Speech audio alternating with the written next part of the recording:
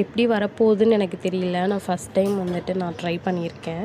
So பூண்டு தொக்கு பண்ணியிருக்கேன். அதுக்காக வந்துட்டு நான் எல்லாமே மார்னிங்கே வந்து உரித்து வச்சுட்டேன். உரித்து வச்சதுக்கப்புறமேட்டு ஒரு கடாய் எடுத்துகிட்டு அதில் வந்துட்டு நான் ஆயில் போட்டுட்டு 7 to 6 வரமிளகா போட்டுட்டு கொஞ்சம் ஒரு 6 to 7 ஆனியன்ஸ் போட்டுட்டு அதுக்கப்புறமேட்டு கட் பண்ணி வச்ச எல்லா பூண்டையும் நான் வந்து அதில் போட்டுட்டு பிங்கிஸ் ஆகிற வரைக்கும் நான் ரோஸ்ட் பண்ணிகிட்ருந்தேன். அதுக்கப்புறமேட்டு ஆற வச்சுட்டு நான் வந்துட்டு மிக்ஸி ஜாரில் போட்டு நான் வந்து அடித்து வச்சுக்கிட்டேன்.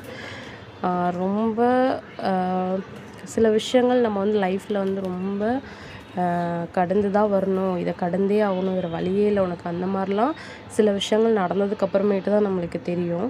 ஸோ அந்த மாதிரி வந்து கடந்து வந்து எனக்கு ஒரு நல்ல ஒரு விஷயம், நல்ல ஒரு லைஃப் வந்து கிடச்சிருக்கு. அது வந்துட்டு என் கூடவே இருக்கணும் அப்படின்றது என்னோடய இது. ஸோ அதுக்காக நான் வந்து இறுக்கி பிடிச்சிக்கல.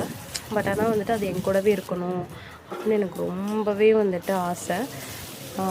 ஸோ வந்துட்டு இதுக்கப்புறமேட்டு நடக்க போகிறது எல்லாமே வந்துட்டு கடவுள் மேலே நான் பாரத்தை போட்டேன் அப்படின்னு நான் ஆரம்பிச்சுட்டு முடிச்சுட்டு அதுக்கப்புறமேட்டு நான் வந்து கடாய் வேலைக்கு வந்துட்டேன். இதே நல்லெண்ணெய் போட்டு கடுகு, கருவேப்பிலை, ஆனியனு, கொஞ்சமாக பூண்டு போட்டு மிளகாத்தூள், அதுக்கப்புறமேட்டு சீரக பொடி இதெல்லாமே போட்டு நான் நல்லா ரெட்டிஷ் ஆகிற வரைக்கும் ரோஸ்ட் பண்ணி நல்லா ரோஸ்ட் ஆகிற வரைக்கும் வச்சுருந்தேன். உங்களுக்கு வீடியோவில் பார்த்தா எப்படி தெரியுதுன்னு எனக்கு தெரில, பட் நேரில் ரொம்பவே கலர் அழகாக பிடிச்சிருந்தது.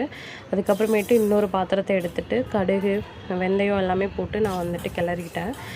அது வந்து ரோஸ்ட் பண்ணதுக்கப்புறமேட்டு மிக்ஸி ஜார் எடுத்துகிட்டு அதில் போட்டு சாட்டை பண்ணி வச்சுக்கிட்டேன். தென் அகெயின் வந்து ஆல்ரெடி அங்கே இருந்த கடாயில் வந்துட்டு ஆல்ரெடி அரைச்சி வச்சுருந்தேன் அந்த பூண்டு அரைச்சி வச்சுருந்தோம் இல்லையா, ஸோ அதெல்லாம் போட்டு நான் நல்லா வந்து கிளறிட்டுருந்தேன். அதுக்கப்புறமேட்டு அரைச்சி வச்ச அந்த கடுகு, வெந்தயம் அதை கொஞ்சம் தூவிட்டு அதுக்கப்புறமேட்டு பெருங்காயத்தூள் போட்டுட்டேன். அப்புறம் லைட்டாக வந்து வெல்லம் ஆட் பண்ணிக்கிட்டேன். ஸ்வீட்னஸ்க்காக வந்துட்டு வெல்லம் ஆட் பண்ணிவிட்டு ஸோ உப்பு எல்லாமே கரெக்டாக இருக்கான்னு பார்த்து எல்லாம் பர்ஃபெக்டாக இருந்தது. அப்புறமேட்டு மறுபடியும் அகெயின் கொஞ்சம் ஆயில் ஊற்றிட்டு அதை இன்னும் கொஞ்சம் நல்லா வந்து கிளறிட்டுருந்தேன். கிளறினதுக்கப்புறமேட்டு எங்கள் அக்காட்ட கொடுத்து டேஸ்ட்டு பார்க்க சொன்னேன். வந்துட்டு ஓகே சூப்பராக இருக்குது அப்படின்னு மாதிரி சொல்லிகிட்டு இருந்தா.